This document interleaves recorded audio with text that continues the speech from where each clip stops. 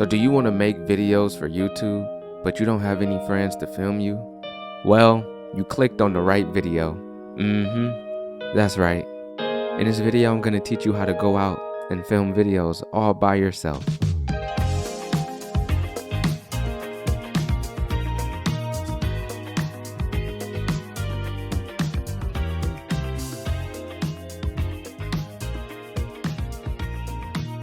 You can take these tips and be a master at creating videos all by yourself.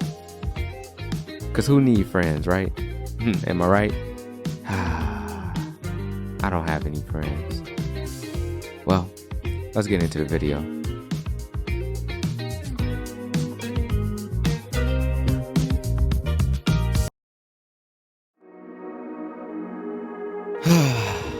Hello, hi, how you guys doing? It's of course your boy Vuhlandes back with another video. And as you guys can see, we are not in the office today. That is because we are in the sunshine state of Florida. But needless to say, this video is going to be all about how to film yourself.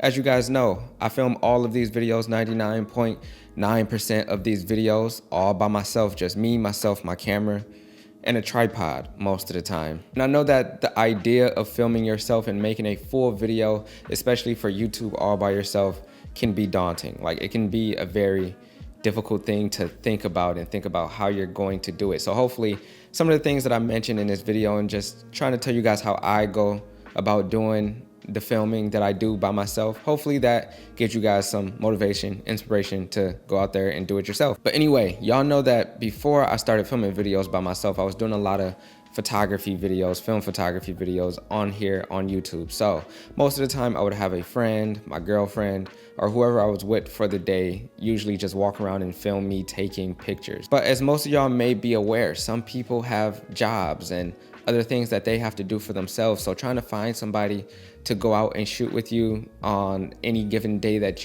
you want to go out and shoot is going to be difficult. All right, so for me, my number one thing is to overshoot. A lot of the times I like to have a script and I like to have a conscious idea of what I'm going to be filming for the day. And I'd like to have a shot list of all the shots that I need to get. But while I'm out shooting, I will go off course and shoot some things that's not on my shot list and get extra shots of extra things, because we've all been in the predicament of having to edit a video and not having enough footage. I actually can't tell y'all how many times I've gone out, shot a full video, or well, I thought I've shot a full video, and then I came back, started putting it together, and then realized I didn't have enough footage. But for me, I feel like there's no such thing as overshooting. Just taking a couple seconds to film the grass blowing in the wind, or a leaf blowing in the wind, or some cars passing by, or just taking a second to get some extra footage to throw into your story kind of pieces your story together. It kind of gives your story a feeling of environment and where you are and what's going on, the type of day it is, if it's a hot day, if it's a windy day. A lot of these things are just going to be you kind of statically shot. So you want to kind of tie in some more elements to your story that don't involve you, so you can piece it together and kind of give the audience a little bit better of to me, it makes the audience follow the story along a little bit better and be more engaged.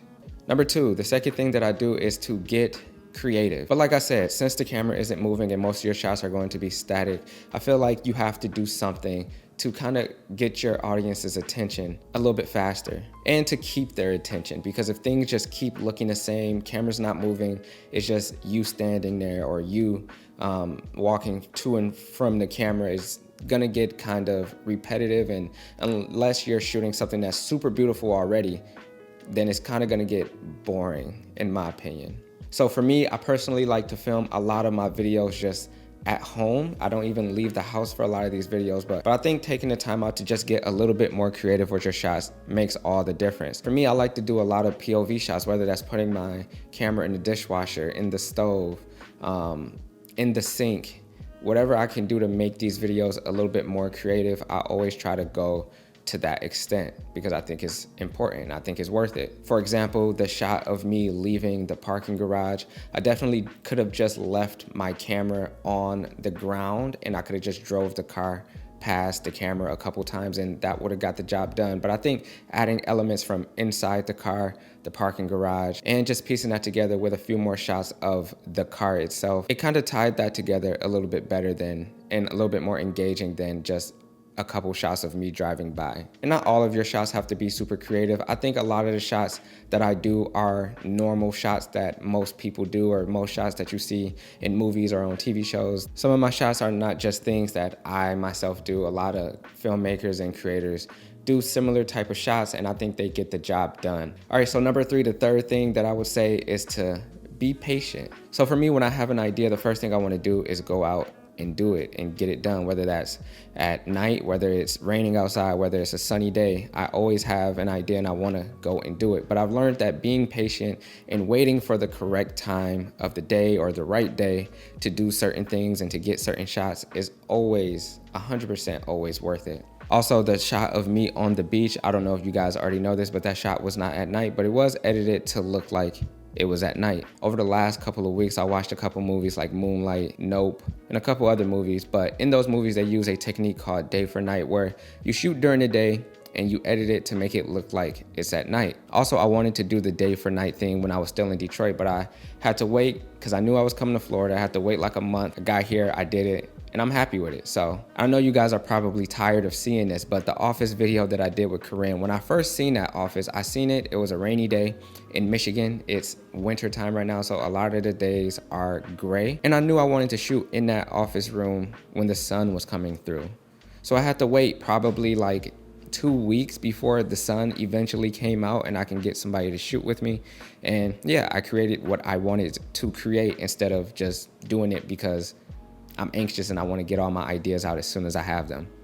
So yeah, just be a little bit patient and you'll be surprised at how much better some things will turn out because you are patient. One thing that I do want to mention that's not really a tip, but maybe it could be a tip, but if you don't already have a nice tripod, get yourself a nice tripod. In 2014, I never thought that in 2023, the most important thing in my camera bag after my camera clearly would be my tripod. And if you have a nice tripod, you understand the feeling. But if you've never used a nice tripod, the moment that you do, it's gonna be impossible to go back to like a cheap Amazon little tripod that you got from wherever. You'll never go back to it, or at least you'll never want to go back to it. Also, I do a lot of walking away from my camera when it's windy outside, on the beach, or whatever the case may be. So I wanna make sure that my camera is protected, my camera's safe. I don't want my camera falling off or getting tipped over. So getting a nice tripod, you won't regret having a nice tripod. So the next thing that I do when thinking about going out to shoot by myself is the story that I'm trying to tell. Whether I'm doing videos for photography or videos on YouTube, I always try to make sure I can tell a little bit of a short story at the beginning of these videos, because I think that's fun and I think that's engaging. I think that gives me a reason and gives the audience a reason to be watching these videos and to just be more engaged in a video than just a bunch of shots thrown together for no reason. I personally like making these short stories and going out to shoot some of these short stories and just having a story overall, because it gives me a reason to film the blade of grass flowing in the wind, or the tree leaves flowing in the wind, and the waves and just other stuff besides myself. I think that adds and makes a great story when filming these videos, especially by myself.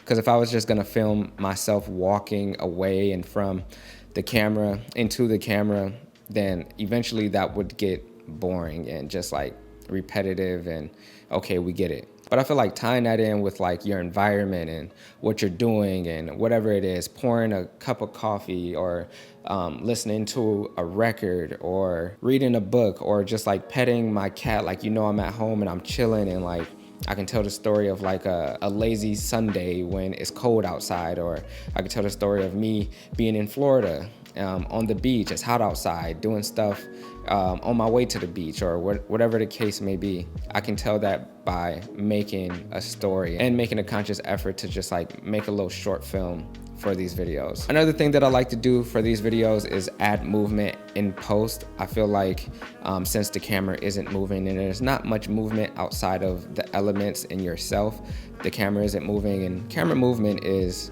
amazing. I love camera movement. We all do. It gives stuff a little bit more of a cinematic feel. So yeah, I like to add movement, whether that's a push in or a zoom out. Y'all know that I do this a lot in these videos because clearly I filmed them by myself and I can't get that no other way. So yeah, in post, I like to add some camera movement, some fake camera movement. I'm not ashamed. I don't care. Who cares? I don't care. Also, I'm going a little bit off track, but another thing that I like to do is get multiple shots of the same thing. I like to get wide angle shots and then mix that in with a close up of the exact same thing. I think that always looks good and pairs well together. It gives a different look and aspect to what you're looking at. And I just think overall, in general, whether it's movie, TVs, everybody have seen this technique done. So yeah, I like to get wide angles and a tight angle of almost everything that I shoot, whether I use it or not. I always like to, mix the two in here and there. So that's a good one. But yeah, I think that's it. I think that's all the things that I think about when I'm going out to shoot by myself and making these videos. That's gonna wrap it up for this video though. I hope you guys enjoyed it, got something out of it. If you're not subscribed to the channel, please do me a favor, hit that subscribe button. Always truthfully, gratefully appreciate it. Please like the video, ring the bell so you can get notified every single time I drop a video. And yeah, man, with that being said, we're gonna get up out of here, man. Go enjoy the sunshine down here for a couple days. It's cold up in Michigan. Had to come to Florida to get a little sunshine, you know what I'm saying? Skin, you feel me? All that. So with that being said, man, I hope you guys enjoyed it. Let's get up out of here, man. Let's go do some shit. You know the vibes, man. Let's get it. Yeah.